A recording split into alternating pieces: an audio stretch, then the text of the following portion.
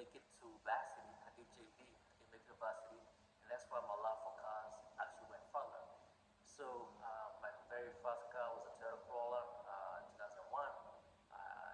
After that, I got a 2005 Toyota Corolla S, and then after that, I got a 2005 Toyota Corolla XRS. Now, those two cars, the '05, the two '05 Corollas were brand new.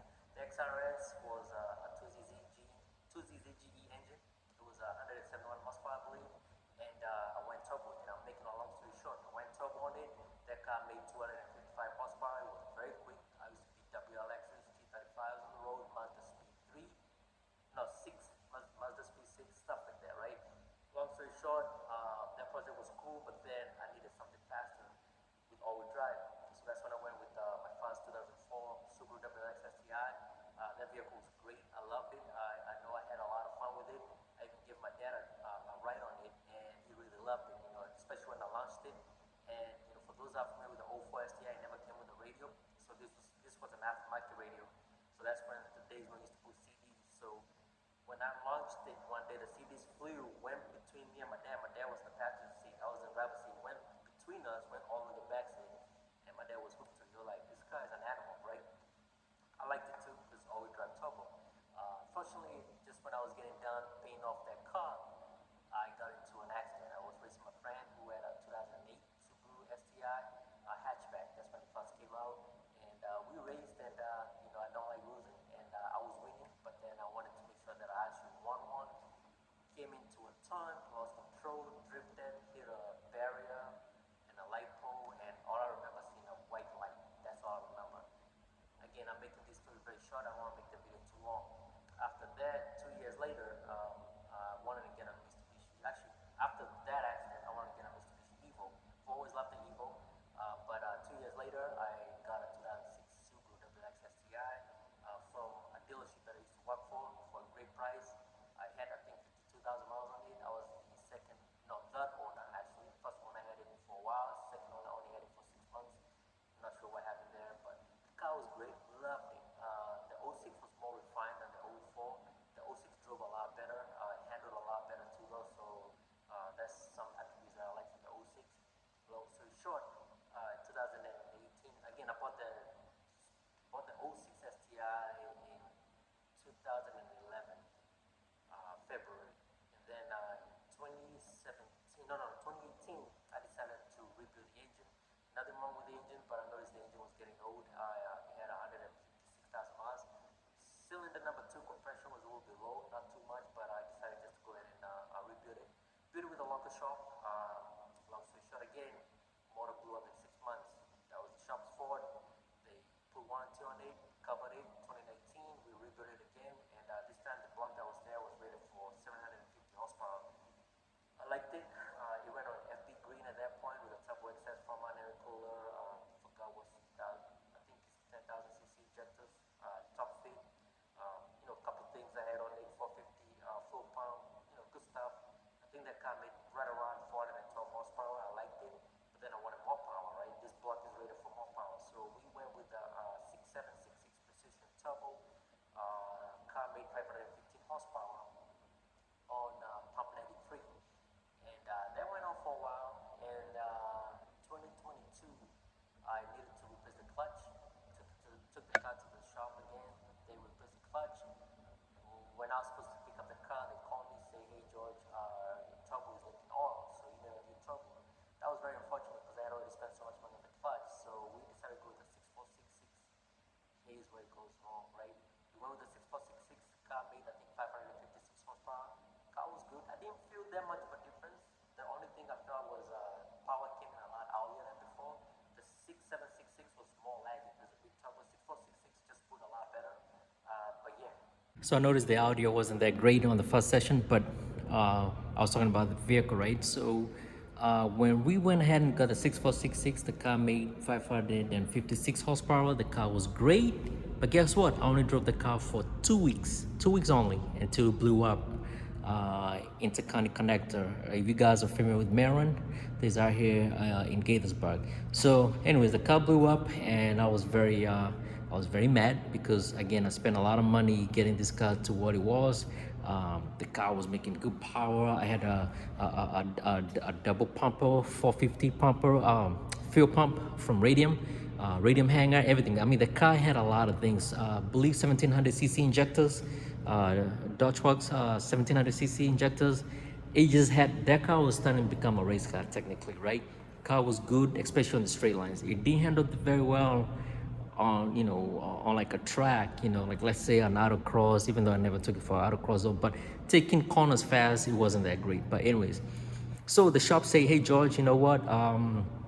I told them, hey, the car blew up, I don't know. So they pretty much did not warranty that. But they decided to buy the car from me. I sold the vehicle to them, gave them the title. But we also agreed that I'm gonna get the first dibs to buy the car back, right? So they say, they're gonna keep the car for at least a year. They don't want to go and sell it. If they want to sell it, they want to sell it back to me, and that was an agreement, right? So a year later, actually less than a year later, 7 months later, I went back to them, told them, hey, I'm interested to buy the car back. What are the specs? What are we gonna do this time? So they say this time around, we're gonna make the car have like a 900 horsepower block from IAG, and then they say all the kind of things they would do to it, and then we agreed on a price.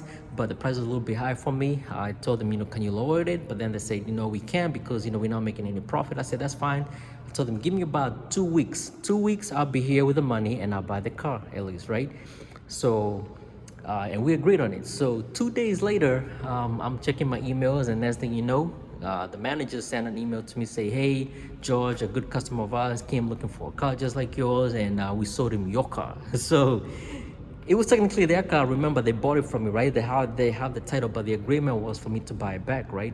That car meant a lot to me. I had it for 13 years, so a lot of sentimental value, especially because of my dad. My dad passed away, and he didn't get to see that car though. He knew about the '04 STi, but he never knew about the '06. But he wanted to get me another STi, even though that was my money, but my credit was bad. Anyway, that's a long story for another day. But anyways, so they sold the car. That really struck me really hard. I was very mad. So anyways, long story short, again, I don't want to keep you guys here forever. That's when I decided to go on Facebook Market. I was just looking for cars. I saw one. It was an '07 STi with a blown up engine.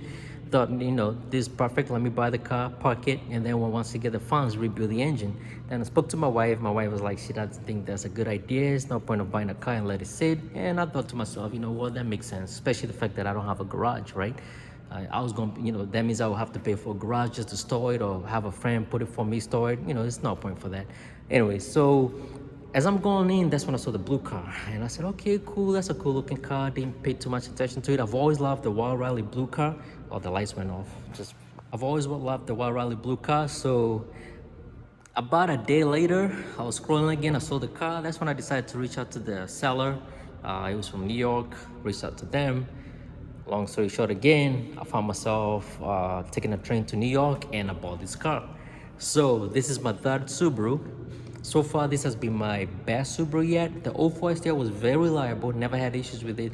The '06 was reliable with the stock engine. After we started putting the build block and everything, it became a very unreliable vehicle. Now, this car itself has an IAG 550 block, so it does have a built engine.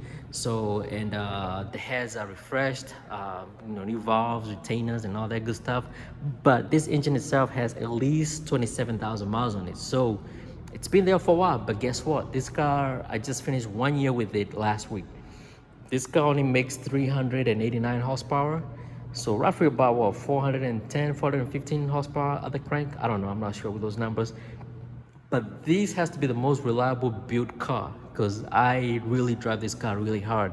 I've raced cars that I thought I wouldn't beat, and I've beat. There's no need for me to mention them here, because obviously someone's gonna be like, yeah, there's no way you beat their car. But what I'm trying to say with this, the reason I have this third STi, and maybe it was a mistake, but so far it's not a mistake, is the shop that tuned it, Shop CT in Connecticut by Mikey or Mickey. They did a very great job with it. This car runs very, very well. It makes less power, but it's usable power though. This car, I'm able to keep up with cars that I'm not supposed to keep up with, first of all.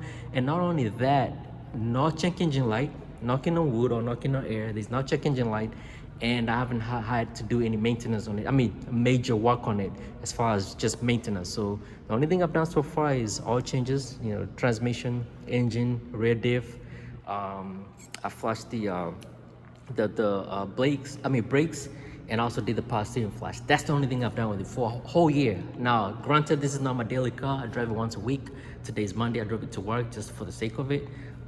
This has been my most reliable vehicle. Now, do I have plans to make it fast? Of course, yes. But from the lessons I've learned from my last car, I think 500 to 550 horsepower on these cars is good, reliable power.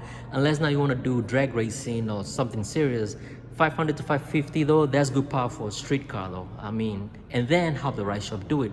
Again, Shop CT with Mikey or Mickey Tuned, they did a very good job with this for 389 horsepower only, which sounds like weird numbers. You know, if I was to tell one of these new guys, oh, this car only makes 389, they'll laugh at me. They'll be, yeah, you know, the car looks aggressive, but it's slow. No, it's really not slow. It's not fast. I mean, it's quick. You know, you can get in and out real quick, and again, keep up with cars you're not supposed to keep up with. So, what I'm trying to say is, yes, it's my third STi, probably my last. The '06 I had was my last STi. Unfortunately, blew up, but I do plan on keeping this car forever, and those are the plans I have with it. So for now, what he has the Trendstone front mount intercooler. It's pretty huge, actually very, very good. I like the front mount intercooler very much. Unfortunately, the intercooler pipe and the charge pipe and the hot side, they're kind of worn out. So hopefully next year though, I'm planning to go with the ETS kit and a rotator kit though. So this car actually has a 35R turbo on the stock location. I don't know how they did it though, but it's a 35R, so it's rated for 600. So it's a good turbo. So yeah, this car is being restricted. The only thing that's restricting right now is fuel. I need some good fuel. I need maybe a radium double pumper 450 and injectors. I need bigger injectors. I think this one only has 10,000 cc, so I need to put bigger injectors on it. So once I give it fuel and everything, I still want to stay on 93 pump. This car should make 500, not too bad. You know, obviously wastegate and all that good stuff though, right? So yeah, anyways, what I'm trying to say is these cars are not that bad. Just make sure that you don't cheap out on them, and also make sure you take it to the right shop. Take it to the wrong shop, you hate this car and you hate Subaru, and you always say Subarus blow up, but I can give you testimony. This is a built car that hasn't blown up. You know, it's very reliable. It's a car that I can easily say I can drive it from Maryland to California and not worry about anything. Now I might not be comfortable driving it in that way though, but it's a car I can do that. So anyways, that's my story about this car though. So if you're in the market for these cars, I'll say look for rust. It's always good to look for rust and, you know, other good stuff. Pretty much do your Carfax history. Make sure you get a good car though. Anyways, if you have any questions, drop a comment, let me know. And if you like this type of content, please subscribe and share. And yeah, I'll see you guys soon though. Thank you so much for watching, and you guys have a wonderful time. Thank you. Bye.